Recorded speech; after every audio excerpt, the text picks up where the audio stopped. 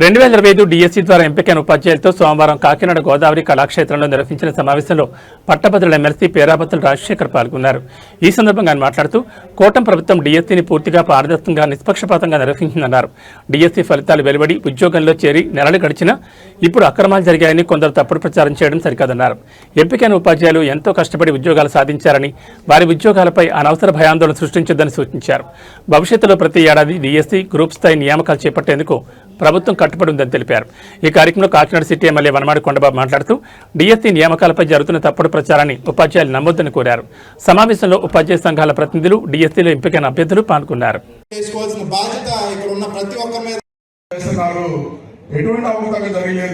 అవకతవకలు జరగకుండా మాకు ఉద్యోగ అవకాశాలు ఇచ్చింది ప్రభుత్వం చెప్పి సంఘీభావం.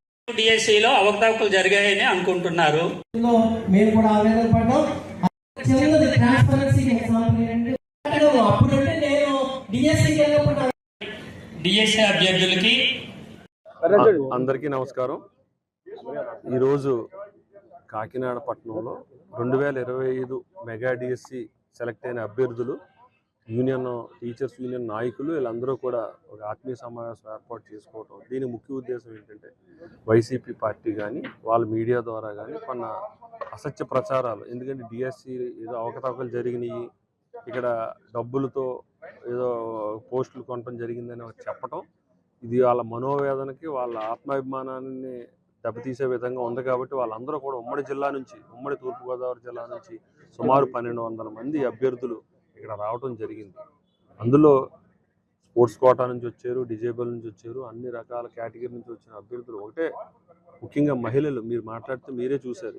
నేను మా తండ్రి లేరు, ఒక ఆమె చెప్పింది, ఒక అమ్మాయి, మా తండ్రి చనిపోయారండి, మా తల్లి ఎంతో కష్టపడి నేను చదివించింది, గత ప్రభుత్వంలో డిఎస్సి తీస్తారని ఎంతో కష్టపడి చదివాం కానీ తీయలేదు, మళ్ళీ కూటమి ప్రభుత్వం వచ్చిన తర్వాత తీస్తుంది అని మేము ఎంతో రాత్రులు, ఎన్నో నిద్రలేని రాత్రులు గడిపి తినక మేము కష్టపడి చదువుకుని ఇందులో సెలెక్ట్ అయితే ఈరోజు ఈ విధంగా ఈ వైసీపీ పార్టీ చేయడం చాలా దురదృష్టకరం. దీన్ని మేము అందరం కూడా మా ఆత్మాభిమానం దెబ్బతింటుంది. ఎందుకంటే ఈ సొసైటీలో టీచర్ అనేది ఒక గౌరవప్రదమైన స్థానం ఉంది.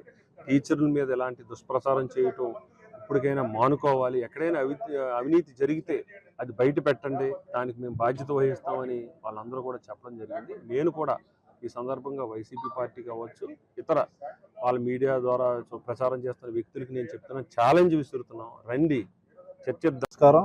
ఈరోజు 2025 డిఎస్సిలో ఎంపిక కాబడిన ఉపాధ్యాయులతో, అలాగే ఎడ్జ్లోకి వచ్చి ఎంపిక కాలేని ఎవరైతే డిఎస్సి ప్రిపేర్ అయ్యారో వాళ్ళని కూడా ఆత్మీయ సమావేశాన్ని ఏర్పాటు చేయడం జరిగింది. ముఖ్యంగా ఎందుకంటే ఉపాధ్యాయ సిబ్బంది ఎవరైతే ఉన్నారో మనోభావాలు ఇబ్బంది పడుతూ వారి యొక్క మానసిక స్థైర్యాన్ని దెబ్బకొట్టేలా వైఎస్ఆర్సీపీ గవర్నమెంట్ 2025లో ఏదో అపోహలు ఉన్నాయి దీని మీద అని వచ్చి వీళ్ళందరి మీద పోరాటం చేయడం అనేది చాలా దురదృష్టకరం. ఎందుకంటే ఉపాధ్యాయులు ఎంతో శ్రమగా వచ్చి వాళ్ళ ఇంట్లో నిరుపేదలు చాలామంది ఈ రోజున డిఎస్సిలో సెలెక్ట్ కాబడడం జరిగింది. వారందరూ కూడా చాలా మనోవేదనకు గురవి మా దృష్టికి తీసుకురావడం వల్ల మేము వాళ్ళందరితో సమావేశం ఏర్పాటు చేయాలని ఈ రోజున ఏర్పాటు చేయడం జరిగింది.